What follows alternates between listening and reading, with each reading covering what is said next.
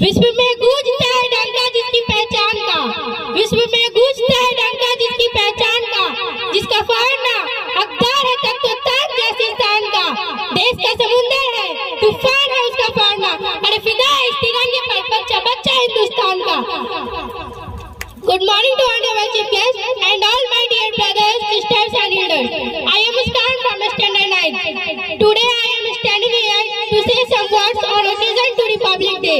First, I wish you all who are present here a very happy Republic Day with slogan लहराएगा तिरंगा अब नीले आसमान पर, लहराएगा तिरंगा अब नीले आसमान पर, भारत का नाम होगा सबकी जुबान पर, ले लेंगे उसकी जान या दे देंगे अपनी जान, कोई जो उठाएगा आँख हमारे हिंदुस्तान पर। Today we all are gathered here to celebrate the 73rd Republic Day of our nation. I got lucky opportunity to express for my nation India.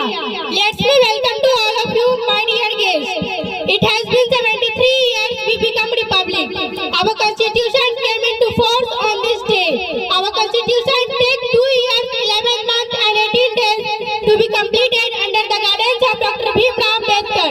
India became a secular and democratic country on this day with slogan कि एक भी हिंदुस्तानी का खून जम गया तो पानी नहीं होगा, कि एक भी हिंदुस्तानी का खून जम गया तो पानी नहीं होगा।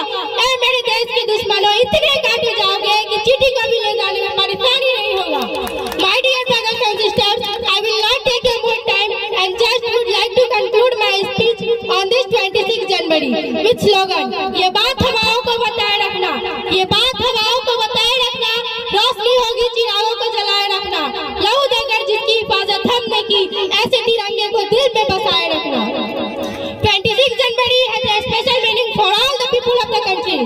It reminds us of the sacrifice and suffering of the freedom fighters like Rani Lakshmibai, Veer Kunwar Singh, Mangal Pandey, Bhagat Singh, Chandrasekhar Azad and Dr. Rajendra Prasad are famous martyrs. A number of great men like Motilal Nehru, Jawaharlal Nehru, Mahatma Gandhi, Dr. Rajendra Prasad and C.R. Das are also took active part in the national movement with slogan कि कितनी बुलंद आवाज़ है उसकी, कि कितनी बुलंद आवाज़ है उसकी, जितना ऊंचा आसमान है, नाज है तेरी गीतों पे सबको कुछ सुरों का अभिमान है। जब भी सुना मैंने चक दे इंडिया तो यूं लगा सारे जहां से अच्छा हिंदुस्तान है। At last I end my speech with a little slogan कि हिंदू धर्म से नफरत करो ये कुरान नहीं कहता, कि हिंदू धर्म से नफरत करो ये कुरान नहीं कहता, भारत की मस्जिद तोड़ो ये राम नहीं कहता, रोटी की कोई धर्म नहीं होती, पानी की कोई जात नहीं होती, जहाँ इंसानियत होती है वहाँ मजहब की कोई बात नहीं होती।